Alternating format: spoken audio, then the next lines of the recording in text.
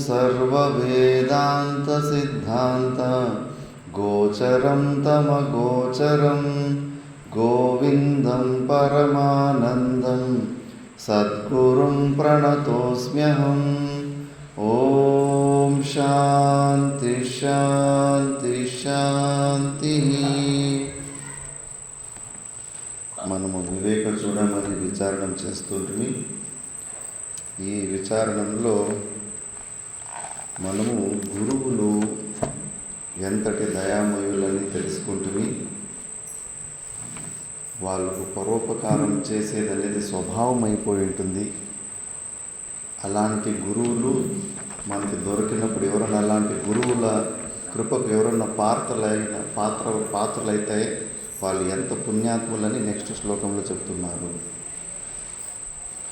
ఓం బ్రహ్మానందరసానుభూతికలితైః పూతైషు శీతైసితైః యుష్మద్వాక్కలశోజితైః శ్రుతిసుఖైః వాక్యామృతైః స్వేచ్ఛయా సంతప్తం భవతాపదావదహన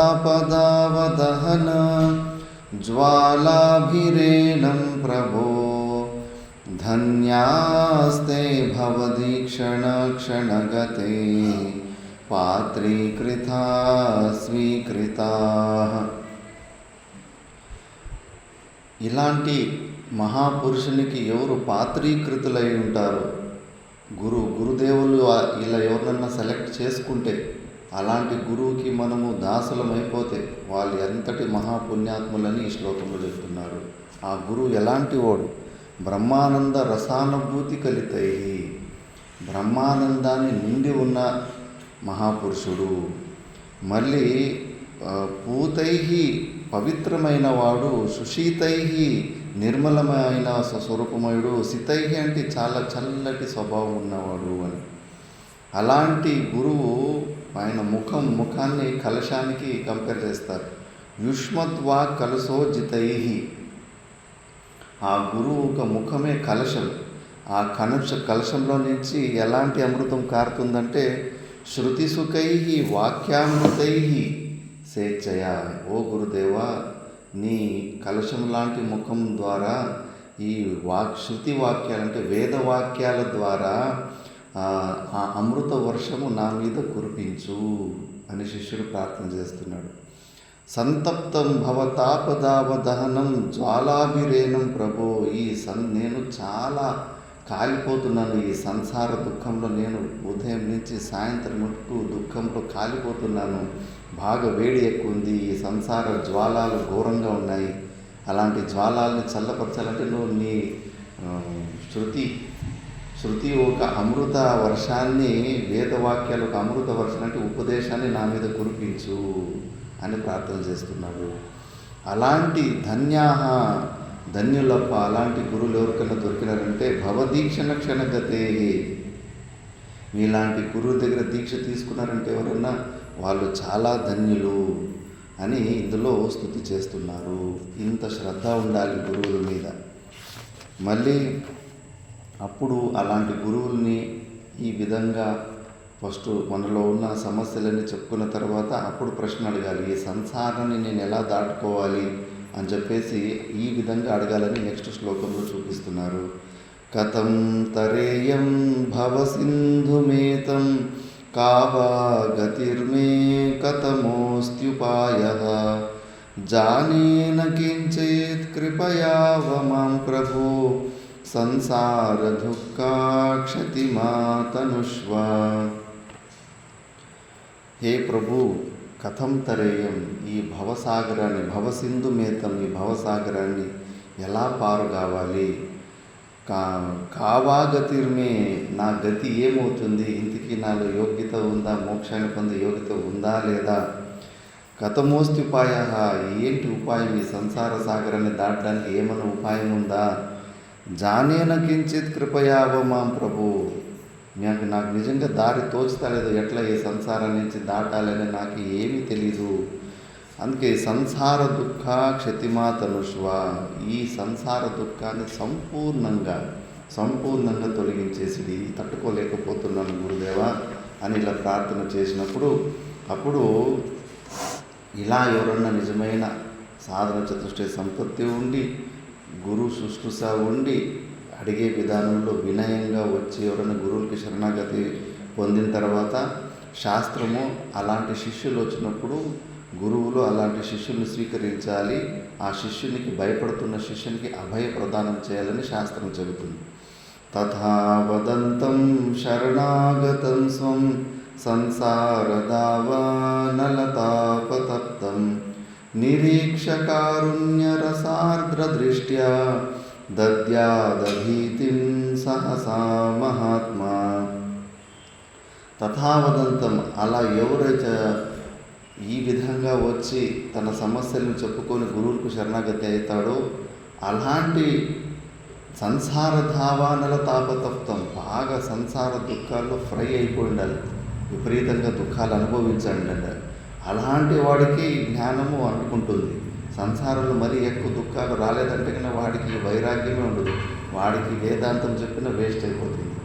సంసారంలో విపరీతమైన దుఃఖాలు అనుభవించిన వ్యక్తికే ఈ వేదాంతం జీర్ణమవుతుంది. నిరీక్ష కారుణ్య దృష్టి, అలాంటి శిష్యుడు ఎవరైనా వస్తే వాడిని కొంచెం నిరీక్ష మంచిగా చూసి, నిజంగానే వీడు మోక్షాన్ని పొందాలని వచ్చాడా, మోక్షానికి కావాల్సిన సాధన చతుష్టయ సంపత్తులు ఉన్నాయా, ఇవన్నీ కనుక్కున్న తర్వాత కారుణ్య రసార్థ దృష్టి అని, కరుణా రసార్థ దృష్టి అంటే నీ కళ్ళు చూపుల ద్వారానే దద్యాద భీతిం సహసా మహాత్మా, అలాంటి శిష్యునికి నువ్వు అభయ ప్రదానాన్ని ఇవ్వాలి, లేకపోతే వాడు భయపడుతున్నాడు అని. నేను శిష్యునికి గురువులకి ఆర్డర్ శృతి కూడా ఆర్డర్ చేయలేదు, ఎందుకంటే వాళ్ళు శృతి శిర, వేదాలకు కూడా మించిపోయి ఉంటారు, పరమాత్మ స్వరూపులే ఉంటారు. వాళ్ళకు వేదం కూడా నువ్వు ఇట్లా చేయాలా అట్లా చేయాలని ఏమీ ఆర్డర్ లేనికి కుదరదు. అందుకే నెక్స్ట్ శ్లోకంలో కృపయ అనే శబ్దాన్ని వాడుతుంది. కృపయ అడుక్కోవాలంతే గురువులకి ఏమి ఎవరు ఆర్డర్లో ఉండదు. శుకదేవుడు 8 శ్లోకాలు రాసిన శుకాష్టకం అని, ఆ స్థితికి పొందిన వాళ్ళకి విధి ఉండదు, నిషేధం ఉండదు. భేదో సపది గలితో పుణ్యపాపే విశీర్ణే మాయామోహో క్షయమధిగతో నష్ట సందేహ వృత్తే శబ్దాతీతం త్రిగుణరహితం ప్రాప్య తత్వావబోధం నిస్త్రైగుణ్యే పథి విచరతః కో విధిః కో నిషేధః. భేదము అభేదము రెండింటినీ దాటి ఉన్న వ్యక్తి అన్ని అజ్ఞా సంశయాలని ఎవరైతే నాశనం చేసుకో ఉంటారో, జ్ఞానాన్ని పొంది ఉంటాడో, త్రిగుణాత్రితులై స్వరూపులై ఉంటారో, అలాంటి యోగికి ఏమి విధి ఉండదు, నిషేధం ఉండదు. ఆయన ఏమి చేస్తే అదే ధర్మం. అవధూతులు, మన శివరామ అవధూతులు ఎలాంటి స్థితిలో ఉంటారో అలాంటి స్థితిలో ఉంటారు వాళ్ళు. కాబట్టి వాళ్ళకు శాస్త్రం కూడా ఆర్డర్లు చెప్పలేదు, నువ్వు ఇట్లే చేయాలి అట్లే చేయాలి. అందుకే శాస్త్రం కూడా అడుక్కుంటుంది, మనకు చూపిస్తుంది. అలాంటి గురువుల దగ్గర మనం ఒక రిక్వెస్ట్ తప్పితే ఇంక దేని ద్వారా కూడా మనము విద్యని పొందలేము. విద్వాన్ సతస్మై ఉపసత్తిమీయుషే ముముక్షవే సాధు యథోక్తకారిణి ప్రశాంత చిత్తాయ శమాన్వితాయ తత్వోపదేశం కృపయైవ కుర్యాత్. కృపయా ఏవ కుర్యాత్. దయచేసి ఇలాంటి శిష్యుడు ఎవరైనా మీ దగ్గరికి వస్తే, ఓ గురుదేవా, వానికి మీరు స్వీకరించి పరీక్ష చేసుకోండి, వాడిలో సాధన చతుష్టయ సంపత్తులు ఉందా లేదని. ముఖ్యంగా యథోక్తకారిని, వాడు గురువుల దగ్గర యథార్థంగా నిజమే చెప్పాలి. అబద్ధాలు చెప్తే కానీ గురువుల దగ్గర చాలా లాస్ అయిపోతుంది. ఏమున్నా కూడా సత్యమే చెప్పాలి. బయట ప్రపంచంలో ఎవరి దగ్గర చెప్పుకొని నడుస్తుంది, కానీ గురువుల దగ్గర మాత్రము అబద్ధం చెప్తే కన్నా వాడి ఉద్ధారణ కాదు. ఎందుకంటే ఇప్పుడు డాక్టర్ దగ్గరికి పోయేసి పొట్ట నొప్పి ఉన్నప్పుడు నాకు తలకాయ నొప్పి ఉందంటే ఇంకా తలకాయ నొప్పి మాత్రం ఇస్తాడు. ఎవరికి లాసు? వాడికి మళ్ళీ లాస్ ఉంటుంది. పొట్ట నొస్తా అంటే పొట్ట నొస్తుందని డాక్టర్ దగ్గర చెప్పాలి. గురువుల దగ్గర కూడా అంతే. నీ సమస్య ఏదో ఆ సమస్యని బయటపడితే గురుగారు ఆ సమస్యకి పరిష్కారం ఇస్తారు. లోపల ఒక సమస్య ఉంది, బయట ఇంకో సమస్య చెప్పుకుంటున్నాం అంటే కానీ అలాంటి ఉపదేశం ఇస్తే అది నీకు పనిచేయదు, ఉల్టా పనిచేస్తుంది. కాబట్టి గురువుల దగ్గర యథోక్తకారిని సాధు అయి ఉండాలి. సాధుతత్వము, సహన శక్తి ఎక్కువ ఉండాలి. అన్నిట్లోనూ బుస్బుస్సన్ని బుసకొడుతూ ఉండకూడదు. ఎంత అహంకారాన్ని తగ్గించుకుంటే అంత సాధు జీవితంలో అంత ఉన్నతి పెరుగుతూ ఉంటుంది. అందుకే ప్రశాంత చిత్తాయ, శిష్యుడు చాలా ప్రశాంతంగా ఉండాలి. ముందు అవన్నీ దోష దర్శనాలు చేసి సాధన చతుష్టయ సంపత్తులు ఉంటే ప్రశాంతంగా ఉంటాడు. లేదంటే ఊరికే కూర్చోవడము, ఒంటరిగా కూర్చోవడం అంత సులభం కాదు. చాలా సామర్థ్యంగా వాళ్ళ పిచ్చి పట్టేస్తుంది. ఆ పని ఈ పని చేసి మాట్లాడుకుంటూ ఉండమంటూ ఉంటారు. సైలెంట్గా మౌనంగా ఒక వారం రోజులు ఎవరిని మాట్లాడకుండా మౌనంగా కూర్చొని పిచ్చి పట్టేస్తుంది. సైలెంట్గా ఉండడము అంత సులభం కాదు. ఎక్కువ సాధన ఉండాలి. కూర్చోవడమే కష్టం, పని చేయడము తిరగడం అవన్నీ చాలా సులభము. అందుకే అలాంటి ప్రశాంత చిత్తాయ శమాన్వితాయ, శమధమాది షట్క సంపత్తులు ఉన్న శిష్యుడు వచ్చినప్పుడు తత్వోపదేశం కృపా ఏవ కుర్యాత్, కృప చూపించి మీరు తత్వోపదేశాన్ని చేయండి గురుదేవా అని శాస్త్రం కూడా అడుక్కుంటారు. అందుకే గురుదేవులు కృప వాళ్ళు ఎందుకు మనకు బోధ చేస్తారంటే వాళ్ళ కృప ద్వారానే. అంతే. మళ్ళీ ఇంకోటి, ఇప్పుడు పూర్వజనంలో పుణ్యం పనులు పాపం పనులు చేసి ఉంటాం. ఒకసారి పూర్వజనంలో మనం పాప పనులు చేస్తే ఈ జనంలో మనకు మనసు అలాంటి పాపకర్మలు చేసేలాంటి మనసే వచ్చి ఉంటుంది. ఈ జనంలో ఇంకొంచెం ఎక్కువ పాపం చేసి మళ్ళా ఇంకొంచెం పాపాలు పొందుతూ ఉంటాం. యుక్తి ప్రకారం చూస్తే కన్నా ఒక్కసారి పైన నుంచి బాల్ మెట్ల మీద నుంచి ఫస్ట్ మెట్ల నుంచి పడినప్పుడు చిన్నగా పడుతుంది. మళ్ళీ అది రెండో స్టెప్లో పడినప్పుడు 3-4 మెట్లు దాటుకొని కింద పడుతుంది. మూడో స్టెప్ పడేటప్పుడు 10 మెట్లు దాటుకొని కింద పడుతుంది. సోపాన పంక్తో పతితో యత అని. ఒకసారి మనము రాంగ్ స్టెప్ వేసామంటే కన్నా ప్రపంచంలో అటువైపే లాక్కెళ్తూ ఉంటుంది మనసు. మళ్ళీ వాడు పుణ్యకర్మలు చేసి మంచి పనులు చేసి ఇటువైపు తిరగదు. అంత స్వార్థము, మోసము, అంత శాస్త్ర నిషిద్ధ కర్మలు చేసుకుంటూ అట్టే పోతూ ఉంటాడు. మళ్ళీ అంత పాపకర్మలు చేసుకుంటే పాపయోనిలు వస్తూ ఉంటాయి. అట్లే మళ్ళీ వాడు ఎట్లా ఇటువైపు పుణ్యం వైపు వస్తాడంటే అది కూడా తెలియదు అంటారు శాస్త్రం. మరి ఇలాంటి పుణ్యం ద్వారానే ఇటు తిరుగుతాడండి. శంకరాచార్యులు కూడా అంతే. కేనచిత్ పుణ్యేనా కస్యచిత్ పుణ్యేనా ఎవరికి తెలియదు.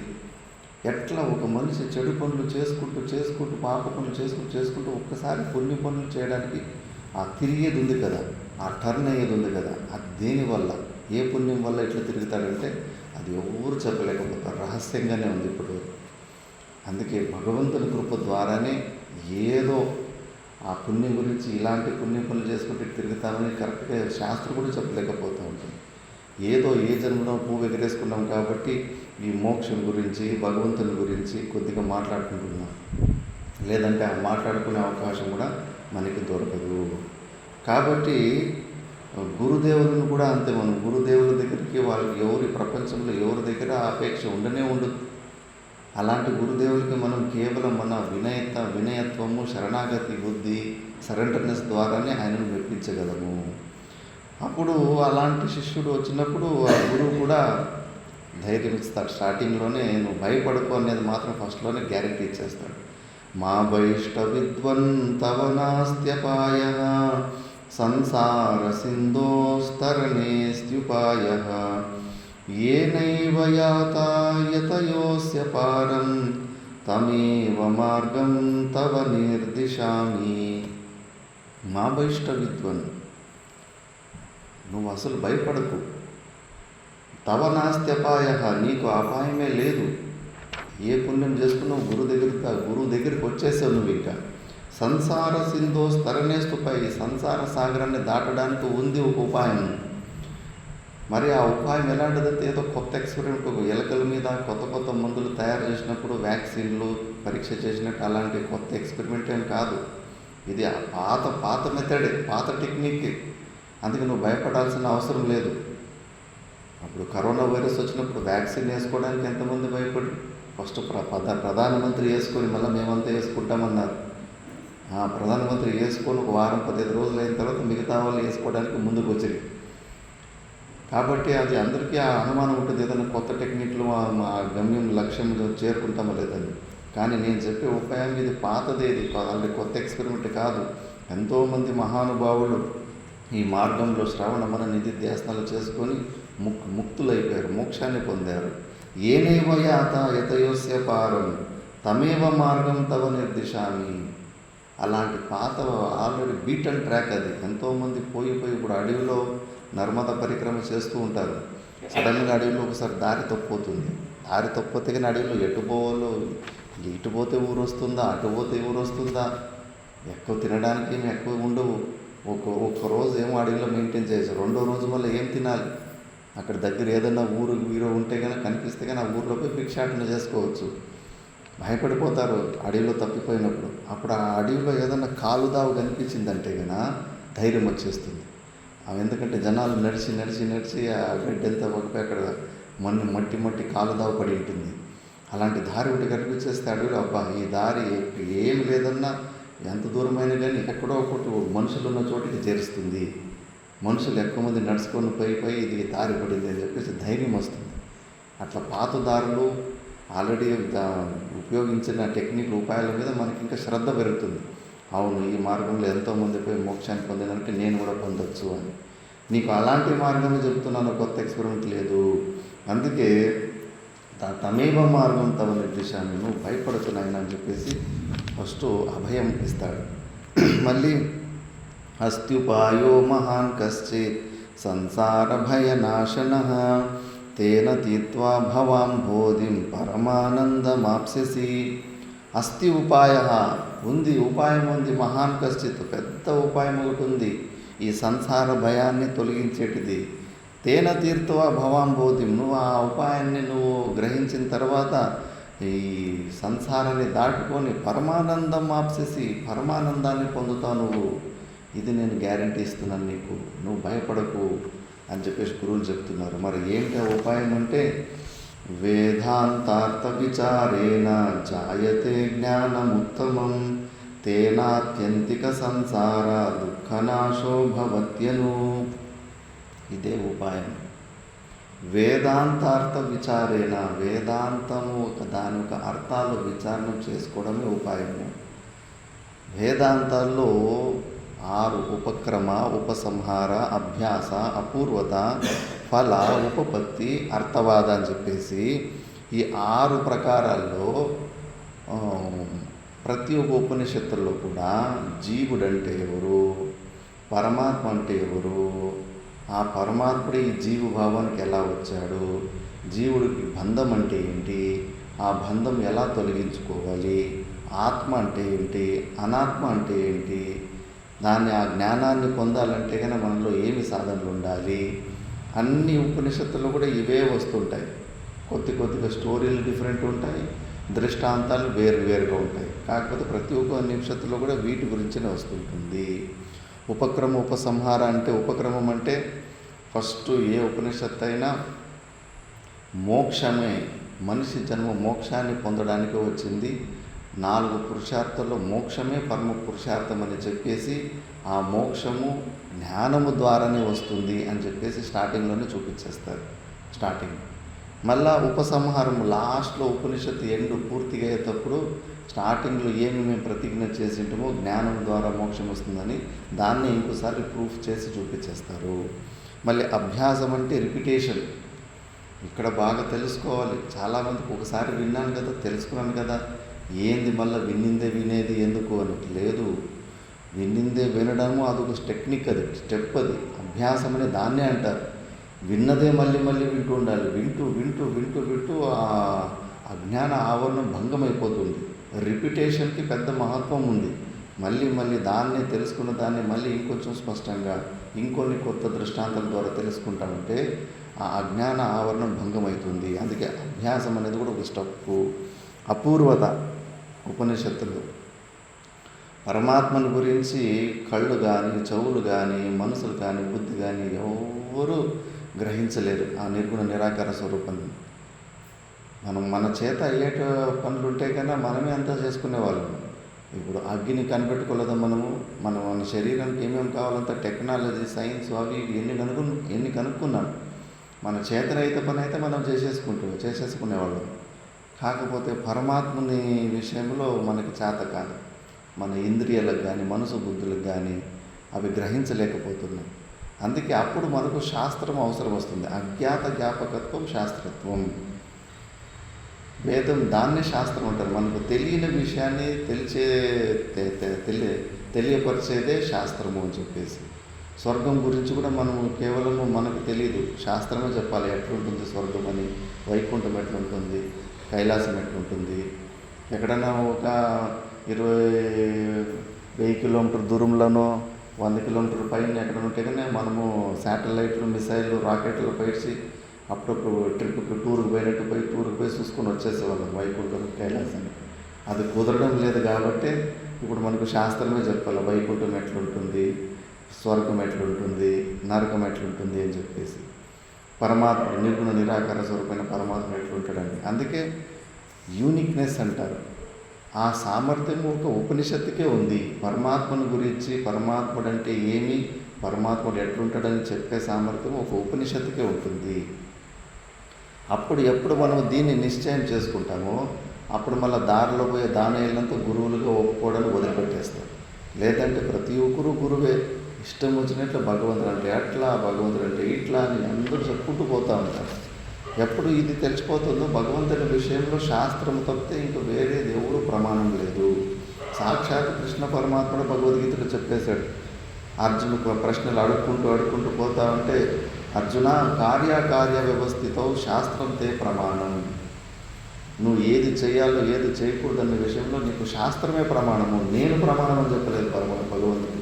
విశ్వరూప దర్శనాలన్నీ చూపించి, ఈ సృష్టికర్తాన్ని చూపించి కూడా నేను చెప్పినట్లు చేయలేదు, నువ్వు శాస్త్రం చెప్పినట్లు చేయని చెప్పాడు, మనకు చూపించాడు. అందుకే భగవంతుని విషయంలో భగవంతుడు ఎట్లుంటాడు, ఆయన లక్షణాలు ఏంటి అనడానికి వీళ్ళు చెప్పే మాటలు నమ్మడం కాదు. ఉపనిషత్తు చెప్పాలి, శాస్త్రం చెప్పాలి, శాస్త్రం చెప్పిన మాట వినాలి భగవంతుని విషయంలో. ఇది యూనిక్నెస్, అపూర్వత అంటారు. మళ్ళీ ఫలం ఏముంటుంది? మోక్షం, ఆత్యంతిక దుఃఖ నివృత్తి, పరమానంద ప్రాప్తి. ఇదే ఫలం ఉంటుంది. ఉపనిషత్తు ఫలమే ఇది ఉంటుంది.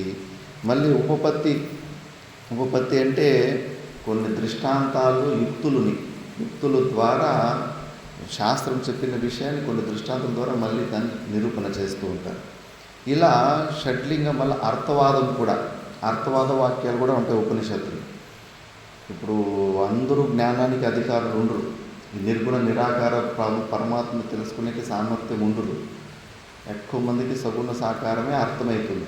చేతులు కాళ్ళున్న భగవంతుడే అర్థమవుతాడు. కాబట్టి మళ్ళీ అలా అధికారం లేదున్నప్పుడు బలవంతంగా నువ్వు ఉపాసన చేయకని అది విడిపించే పనులు, అలాంటి పనులు చేయకూడదు. వాడి సామర్థ్యాన్ని చూడాలి, వాడి కెపాసిటీ చూడాలి. కొంతమందికి ఆ ఉపాసన కూడా సరిగ్గా చేయడం రాదు. మరి అలాంటి వాళ్ళు నిష్కామ కర్మయోగం చేయాలి, సేవ చేసుకోవాలి, స్వార్థాన్ని వదిలిపెట్టేసి సేవ చేసుకోవాలి. ఇలా 3 ప్రకారాల అధికారులకు 3 ప్రకారాలు నిష్కామ కర్మయోగము, ఉపాసన అంటే భక్తి, మళ్ళీ జ్ఞానం ఉన్నప్పుడు మరి జ్ఞానాన్ని మాత్రం ఎక్కువ పొగిడి నిష్కామ కర్మయోగము, ఉపాసన చిన్న కేటగిరీ, మందబుద్ధులకి అని చెప్తే కదా ఎవరైనా ఆ పని చేయకపోతారు. ఏదన్నా పని నువ్వు బాగా పొగిడితే కానీ ఆ పనిని చేయాలని ఎవరికైనా కోరిక పుడుతుంది. నువ్వు దాన్ని పొగడకుండా దాన్ని తక్కువ దృష్టిలో చెప్తే కదా దానికి మళ్ళీ ఆ పని చేయాలి, నిష్కామ కర్మయోగం చేయాలని ఎవరికి అనిపించదు. అందుకే శాస్త్రంలో నిష్కామ కర్మయోగాన్ని కూడా ఎక్కువ స్తుతి చేస్తారు. భగవద్గీతలోనే వస్తుంది, సన్యాసం కన్నా కర్మలు చేసి ఫలత్యాగము గొప్పది అని, నిష్కామ కర్మయోగమే గొప్పది అని, సన్యాసం కన్నా గొప్పది అని అక్కడ స్తుతి చేస్తారు. అది అర్థవాద వాక్యం తెలుసుకోకుండా ఇంకా మిగతా వాళ్ళు డైరెక్ట్గా పుస్తకాలు చదివేసి చూడు భగవద్గీత ఏమంటుంది, మీ సన్యాసుల కన్నా కర్మయోగం చేసేవాళ్ళే శ్రేష్టం అని చెప్పేసి అట్లా అంటారు. అది అర్థవాద వాక్యం. అది నువ్వు అదొక్క శ్లోకం పెట్టుకుంటే జ్ఞానపరకమైన శ్లోకాలు మేము 500 చూపిస్తాం భగవద్గీతలో. రితే జ్ఞానం నా మోక్ష అని చెప్పేసి. ఇప్పుడు చిన్న పిల్లోడు పాలు తాగకుండా హఠం చేస్తూ ఉంటాడు. మరి వాడు పాలు తాగేటట్టు చేయాలంటే ఏం చేయాలి? అమ్మ అంటుంది, నాయన పాలు తాగితే నీకు తొందరగా మీసాలు వస్తాయరా అంటే, అవునా, చిన్నపిల్లలకి తొందరగా మీసాలు రావాలని ఇష్టం ఉంటుంది. అప్పుడు టక అని పాలు తాగేస్తాడు. అలా చెప్పడం వల్ల వాడి పిల్లోడి ఆరోగ్యం బాగుపడింది కదా. అలాగే శాస్త్రం కూడా ఇలాంటి అర్థవాద్య వాక్యాలని ఉపయోగిస్తూ ఉంటుంది. ఎందుకంటే ఆ జ్ఞానానికి అధికారం లేని వాళ్ళు, ఉపాసనకు భక్తి చేయడానికి కూడా అధికారం లేని వాళ్ళు, కనీసం వాళ్ళకు సేవ చేయడం ఒకటే వస్తుంది. వాళ్ళు చేసే పనికి వాళ్ళకు ఉత్సాహం దొరకాల. అప్పుడు వాళ్ళకి ఉత్సాహం రావాలంటే, అరే నువ్వు జ్ఞానం కన్నా ఈ ఉపాసన కన్నా నువ్వు చాలా గ్రేట్ రా, ఇదే గొప్పదిరా అంటే అప్పుడు పని చేస్తాడు. లేదా అదే గొప్ప, ఇది గొప్ప కాదంటే కన్నా వాటిని చేయనికి మనసే కాదు. అట్లా అలాంటి వాక్యాలు కూడా ఉంటాయి. ఇట్లా ఉపనిషత్తులో ఉపక్రమ, ఉపసంహార, అభ్యాస, అపూర్వత, ఫలము, ఉపపత్తి, అర్థవాదము, దీన్ని షడ్లింగ తాత్పర్య నిర్ణయాలు అంటారు. ఒక పుస్తకము, ఈ పుస్తకము దేని గురించి మాట్లాడుతూ ఉంది ముఖ్యంగా అని నిర్ణయం చేసుకోవడానికి ఈ 6 లింగాలు, షడ్లింగ తాత్పర్యాలను ఉపయోగిస్తారు. ఈ షడ్లింగ తాత్పర్యం ద్వారా భగవద్గీత కూడా బ్రహ్మ విద్య గురించినే బోధిస్తుంది అని చెప్పేసి, అందుకే భగవద్గీతాయాం బ్రహ్మ విద్యాయాం ఉపనిషత్సు అని చెప్పేసి దాన్ని పారాయణ చేసేటప్పుడు చెప్తూ ఉంటారు. అందుకే ఇదే ఉపాయం, వేదాంతార్థ విచారేణ జాయతే జ్ఞానముత్తమం. ఈ వేదాంత విచారణ చేసుకోవాలి. స్టార్టింగ్లో కష్టమైనప్పటికీ పర్వాలేదు. మా గురువులు అవధూతులు వాళ్ళు చెప్పేవారు, 5% అర్థమైన చాలు సత్సంగంలో కూర్చోవాలని. మొత్తం 100కి 100% అర్థం కావాల్సిన అవసరం లేదు. 5% అర్థమైన సార్లు వేదాంతం విని అలవాటు చేసుకోవాలి. ఎప్పుడు కథలు వీటిని కొట్టే ఆ కథల్లోనే, పురాణంలోనే, స్టోరీల్లోనే, జోకుల్లోనే జీవితం టైం వేస్ట్ చేసుకుంటారు. తత్వం గురించి విచారణ చేయాలి. నువ్వెవరు, ఈ శరీరంతో నీకున్న సంబంధం ఏంటి, ఆ సంబంధాన్ని ఎట్లా తొలగించుకోవాలి, ఈ తత్వం గురించి ఎట్లా విచారణ చేసుకోవాలి. అందుకే తేన ఆత్యంతిక సంసార దుఃఖనాశో భవతి. ఈ వేదాంత విచారం చేస్తూ ఉంటే నీలో ఉన్న ఆత్యంతిక కంప్లీట్ దుఃఖ నివృత్తి అయిపోతుంది. విద్యార్థి స్వామి ఒక శ్లోకంలో చెప్తారు, వేదాంతం విచారణ చేస్తూ ఉంటే ఏమేమి వస్తాయి మనలో అని. ధైర్యైరావత శాంతిదేను దమన మందార వృక్షం సదా మైత్ర్యాద్యప్సరసం వివేకతురగం సంతోష చింతామణి ఆత్మజ్ఞానమహామృతం సమరసం వైరాగ్యచంద్రోదయం వేదాంతార్ణవమాశ్రయన్ననుదినం సేవస్వముక్తిశ్రియం. వేదాంత ఆర్ణవం అంటే అగ్నిమంతనం మధ్యన చిలుకున్నట్టు మనం వేదాంత విచారంలో మన మనసును చిలుకుతూ ఉంటే కన్నా ఐరావతం లాంటి ధైర్యం వస్తుంది అంటారు. ఇప్పుడు ఎన్ని విషయాల్లో అడుగడుగున భయపడుతూ ఉంటాం. వేదాంత నిశ్చయం వస్తే అసలు దేనికి భయపడడు. ఇంత శరీరంలో ఉండే ఆశనే వదులుకునేస్తాడు. అవసరం లేదు, నాకు ఈ శరీరం అవసరం లేదు, ఈ మనసు బుద్ధులు అవసరం లేదని చెప్పేసి తెగించి ఉంటాడు. దేనికి అసలు భయపడడు. మళ్ళీ ఎక్కడ పరాధీనతని స్వీకరించడు. ఆ సముద్రం మంతనం చేసేటప్పుడు అక్కడ ఐరావతం ఎట్లా బయటకు వస్తుంది, ఇక్కడ ధైర్యం బయటకు వస్తుంది. సమాధి షట్క సంపత్తులు మనలో వస్తూ ఉంటాయి.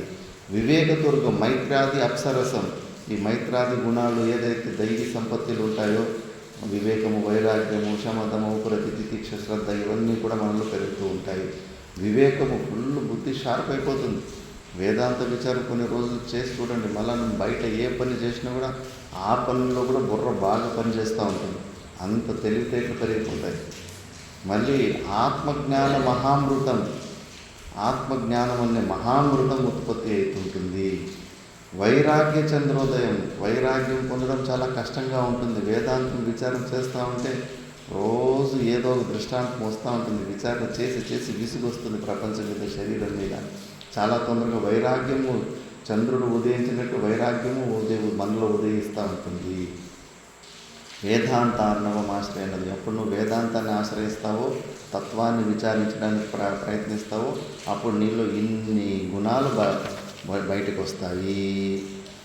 ఇంకా ఇలా ఇంకిప్పుడు శ్రద్ధాభక్తి ధ్యాన యోగాన్ ముముక్షో ముక్తేర్హేతుర్వక్తి సాక్షాత్ శ్రుతేర్గీ యో వా ఏతేష్వేవ తిష్టత్యముష్యా మోక్షో అవిద్యా కల్పితా దేహబంధాత్.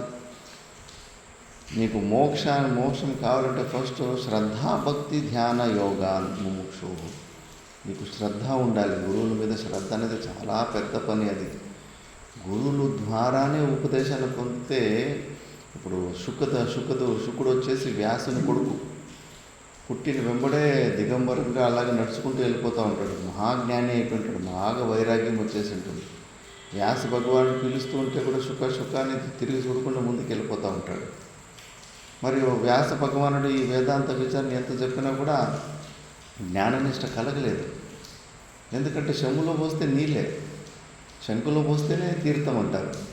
అందుకే వ్యాస భగవానికి అర్థమైపోయింది, వీడికి నేను తండ్రి కాబట్టి నా మీద గురువుల మీద వచ్చేలాంటి శ్రద్ధ వీడికి వస్తలేదు అని చెప్పేసి జనక మహారాజు దగ్గరికి పంపిస్తాడు. నువ్వు ఆయన దగ్గర పో, ఆయన దగ్గర నీకు జ్ఞానం అవుతుంది.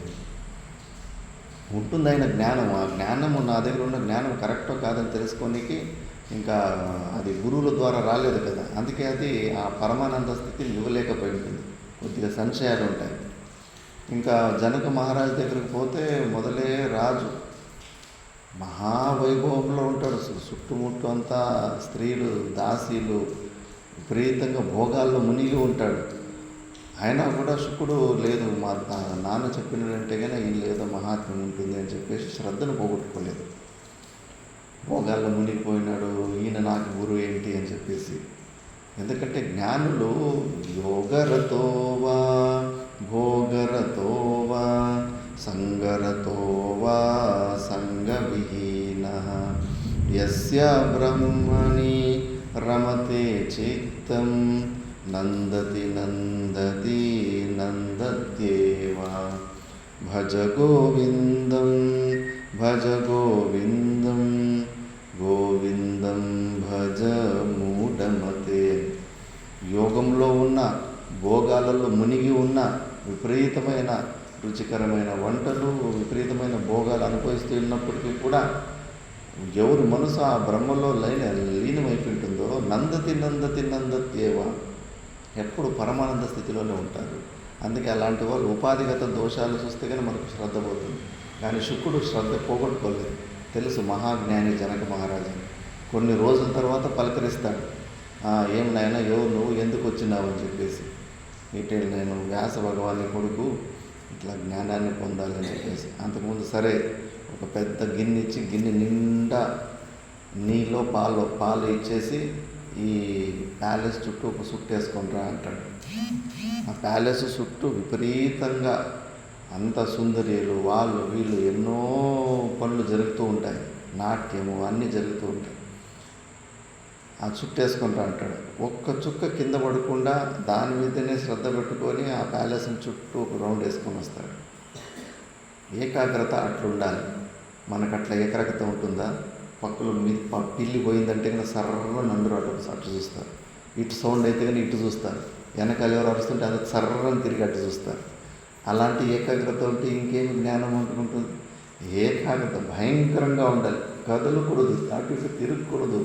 ధ్యానంలో ఏమవుతుంది? పిల్లి వస్తే ఏమవుతుంది? పక్కన బాంబు పడితే ఏమవుతుంది? ఏమి కాదు. మన స్వరూపంలో మనం శాంతంగా ఉండాలి. అలాంటి మనస్తత్వాన్ని పెంచుకోవాలి. చుట్టుముట్టు అయ్యే వికారాలకి ఎన్ని రోజులని ఆన్సర్ ఇస్తూ ఉంటారు. అంత స్థిరంగా శుకుడు అన్ని చుట్టూ నాట్యాలు, అర్ధనగ్నంగా ఉన్న స్త్రీలు ఉన్నప్పటికీ కూడా ఎటువైపు కూడా మనసు పోకుండా ఆ పాల మీదనే మనసు పెట్టుకొని ఒక రౌండ్ వేసుకొని వస్తాడు. ఒక చుక్క కూడా కింద పడకుండా. అప్పుడు శిష్యుడిగా స్వీకరిస్తాడు.